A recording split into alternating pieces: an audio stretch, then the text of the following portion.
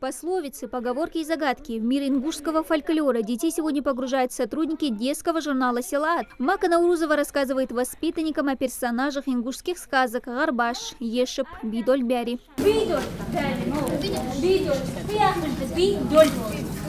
К интеллектуальным играм дети подключились с большим энтузиазмом, охотно отгадывают загадки, заканчивают за организаторов пословицы. А вот эта нехитрая игра, в которую когда-то играли наши бабушки и дедушки, привлекла больше всех. Из двух небольших дощечек нужно вытащить веревку.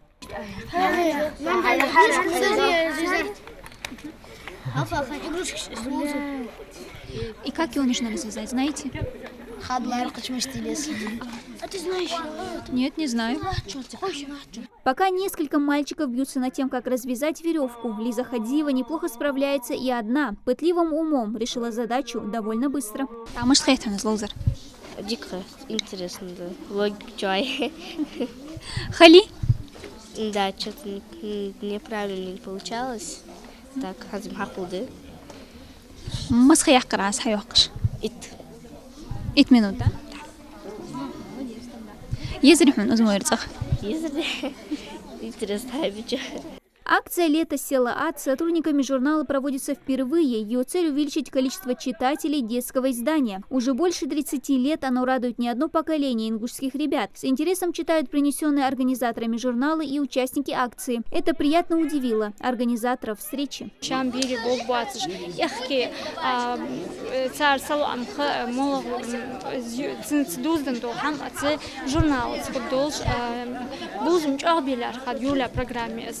بوزم تخنه بولجي تار أشام جورنال بول خير تكون هنألشة وعدم يوجدوش كاترا جوب دل خوش در بيرش ديك كيشو يادر الجورنال تخكاري الجورنال وهو يوزج بيتي تار تتيبار جوب ودا تار عن خيرتون مدال دادن كاترا يوازن خوي بوزج بار الجورنال حلق لحتر ملو ألش اسمه حال خوش ناق تبيرش تبيرش نيسلور ديك خير تكون تار خوش журнал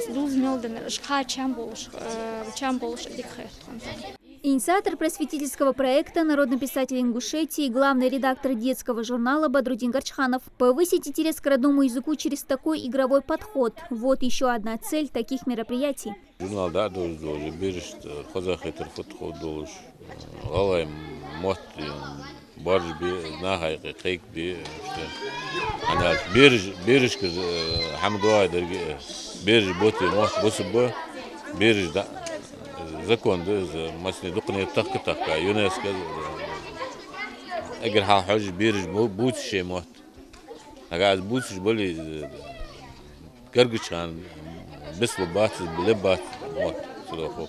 Это не последняя акция, проводимая сотрудниками журнала. Свой проект этим летом они планируют реализовывать и в других пришкольных лагерях региона, а после намерены проводить на регулярной основе. Дана Плиева, Сулейман Костоев, Новости 24.